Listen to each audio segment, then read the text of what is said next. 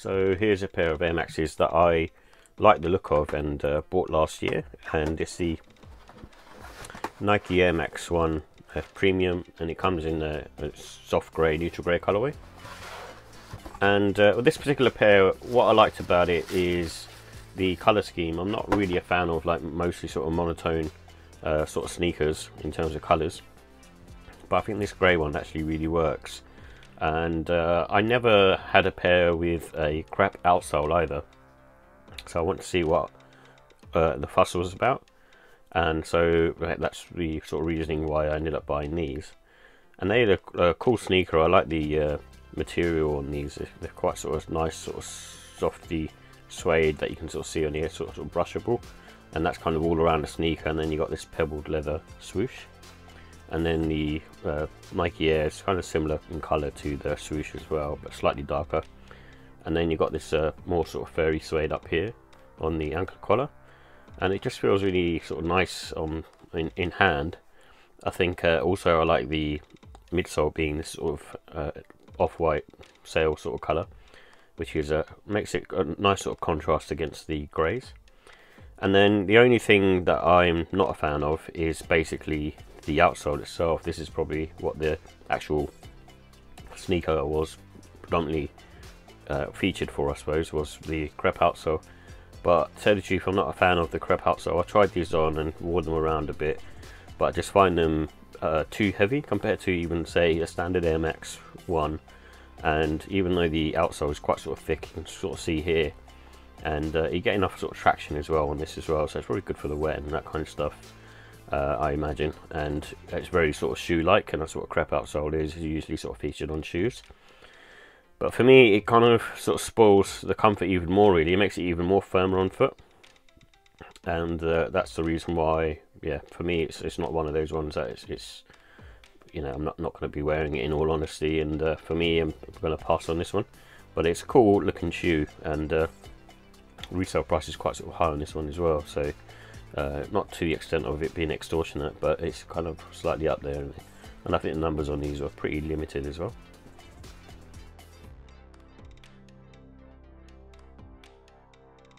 So here's the details for the Nike Air Max 1 soft grey Crepe.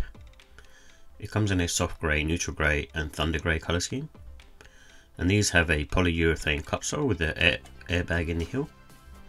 And it's this one's made up of mesh, leather and suede upper materials, and the price was £145. So with the comfort and sizing, I think these are sort of more on the medium to firm side, and I'd probably even sort of say they go slightly more towards the firm side because of the Crepe outsole.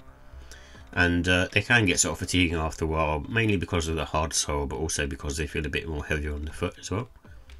And the elevated heel can cause sort of tension on your forefoot as well. This is one of the things about an Air Max 1 that is not so great. True to size does work on these, and I would sort of recommend to go up half size if you've got like a really wide foot, or if you just wear like thick socks or all that kind of stuff really. And this particular sole, I think it'll be okay, and I think it'll be better than a standard Air Max 1 for wet weather, but I still wouldn't count on it being, you know, sort of rugged, and it's not like a trail shoe at all, basically. With the look and style, it's got a dark colour blocking. I do like that on this particular colour, and also I like the outsole being in this sort of cream off-white colour. And I think still, like, I wouldn't really be wearing these autumn winter time in all honesty, because the leather is quite sort of plush on this, and you don't really want to get it wet. So I think spring summertime is good, but just note that this is a darker colourway. And it's a good one to wear sort of casual, and I think because of the Crepe outsole, it kind of makes it slightly more sort of elevated to almost like a shoe. So you could potentially wear these sort of smart casual, and also because the colours are dark in tone. And I think you can go with the grey laces that come with it, but you could also try sort of sail and white, and even try and match the light grey colour on the swoosh. So with the pros, I like the dark colours. I think it looks quite nice on this particular sneaker, and there's different hues of grey on the sneaker. And I really like the premium suede as well. It's like a nice sort of brushy suede. And in terms of the cons, I think the price is obviously too high anyway, and even if it's got Crepe outsole, it doesn't make too much of a difference, I imagine, in terms of costs. So for me, it's still sort of priced way too high. And also the comfort on these. So the comfort, I would say, isn't the greatest, and it's an Air Max 1 at the end of the day. And I think also what attributes to this one being slightly worse in terms of comfort is the heavy outsole. So because it's got a Crepe outsole, it makes this particular sneaker a bit more heavier as well, and a bit more firm on foot. With the ratings, I give the look and style a 4 out of 5. I think it's a cool looking sneaker, but it's not compared to other Air Max 1s where, you know, I've given sort of 5. So like the Air Max 1 Concept or the Travis Scott Air Max 1. And the comfort, I give that a 3. It's very standard stuff, and with this one it's actually probably worse than the standard Air Max 1 because of the Crepe outsole.